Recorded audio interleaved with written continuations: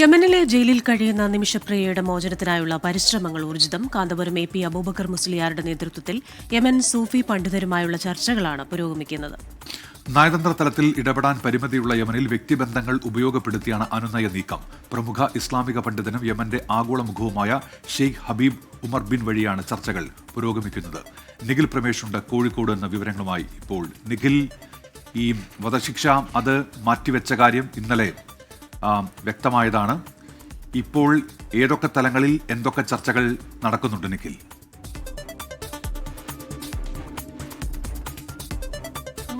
ഇന്നും ഇതുമായി ബന്ധപ്പെട്ട ഈ വധശിക്ഷ മരവിപ്പിക്കുന്നതുമായി ബന്ധപ്പെട്ട ചർച്ചകൾ തുടരുക തന്നെയാണ്.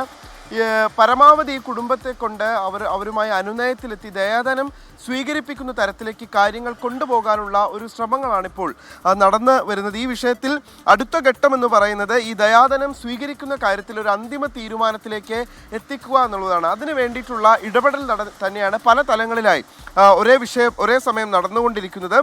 ഈ വിഷയവുമായി ബന്ധപ്പെട്ട് കൊല്ലപ്പെട്ട തലാലിൻ്റെ സഹോദരനുമായി സംസാരിച്ചു എന്ന് മലയാളി വ്യവസായി, വിദേശത്തുള്ള മലയാളി വ്യവസായി ഇതിനോടകം തന്നെ അവകാശപ്പെടുന്നുണ്ട്. അത്തരത്തിലുള്ള വിവിധ ഇടപെടലുകൾ ഒരേ സമയം നടന്നുകൊണ്ടിരിക്കുകയുമാണ്.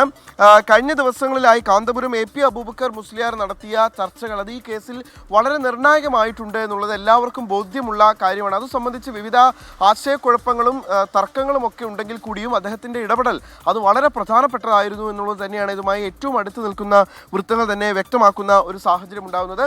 എന്തായാലും ഇന്നലെ അദ്ദേഹം വാർത്താ സമ്മേളനത്തിൽ കാര്യം സംബന്ധിച്ച വിവരങ്ങൾ ലഭ്യമാക്കിയിരുന്നതുമാണ്. ഇനി പ്രധാനമായും ദയാദാനം സ്വീകരിക്കാൻ ആ കുടുംബം തയ്യാറാവുക, അതിനു വേണ്ടിയിട്ടുള്ള ഇടപെടലുകളാണ് നടന്നുകൊണ്ടിരിക്കുന്നത്. അത് ഇന്നും നടക്കും എന്നുള്ളത് തന്നെയാണ് നമുക്ക് യമനിൽ നിന്നും ഈ ആക്ഷൻ കമ്മിറ്റിയുമായി ബന്ധപ്പെട്ടും ലഭ്യമാകുന്ന വിവരങ്ങൾ. ശരി നിഖിൽ പ്രമേശാണ് കോഴിക്കോട് നിന്ന് വിവരങ്ങൾ നൽകിയത്.